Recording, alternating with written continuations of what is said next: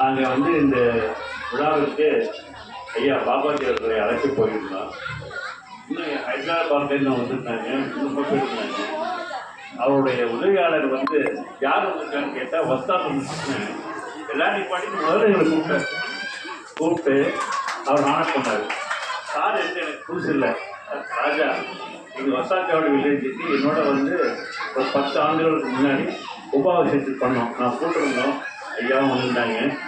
என்னென்னா நானும் ஐயாவும் தான் அந்த கோபுரம் மேலே ஏறி கலசத்துக்கு அவசியம் பண்ணும்போது கூட 2 பேர் தான் இருந்தோம். அது வந்து நான் ரொம்ப பெருமையாக நினைக்கிறேன். ஆனால் இப்போ வந்து காலம் வந்து பேச டைம் அவர் வெளியே போகிறதுனால, அதாவது இவங்க மராத்தா கேஸ் இல்லை அப்படின்னு சொன்னால் நம்ம எல்லாருமே முஸ்லீம் ஆகிருப்போம். கட்சி வேணுமா ஃபுல்லாக போயிடுவோம் அப்படின்னு கேட்டாங்க. அந்த காலத்தை சிவாஜி ஐயாவும் அவர் ஏகோஜியும் கிட்டத்தட்ட நமக்கு வந்து ஒரு பாதுகாப்பாக இருந்தது.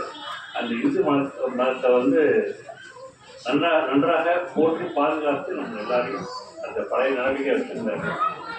சாருக்கே தெரியும், அட்வொகேட் ஆர் ஜெயராமன் அவர் வந்து அருண் வச்சு அவர் எனக்கு ரொம்ப கொஞ்சம் தொடர்பில் இருப்பார். நிறைய அந்த அரண்மனையை பற்றி அந்த மராத்திய சாம்ராஜ்யத்தை பற்றியும் நிறைய எனக்கு சொல்லியிருக்காரு. அப்புறம் அவர் டாக்டர் கிருஷ்ணமூர்த்தி அவர் எழுதுகிற ஒரு புக்கு நான் படித்து பார்த்தேன், ரொம்ப நல்லா இருந்தது. அதனால் அவங்களுக்கு நம்ம பாடிகார்டு யாருக்கு ராஜ் ஆஃப் தஞ்சாவூர் தற்போதைக்கு சரி அவங்களுக்கு சரி இந்த இயர் 1804 1805 தான் நமக்கு வந்து ரொம்ப இம்பார்ட்டன்ட் சொல்லுவாங்க.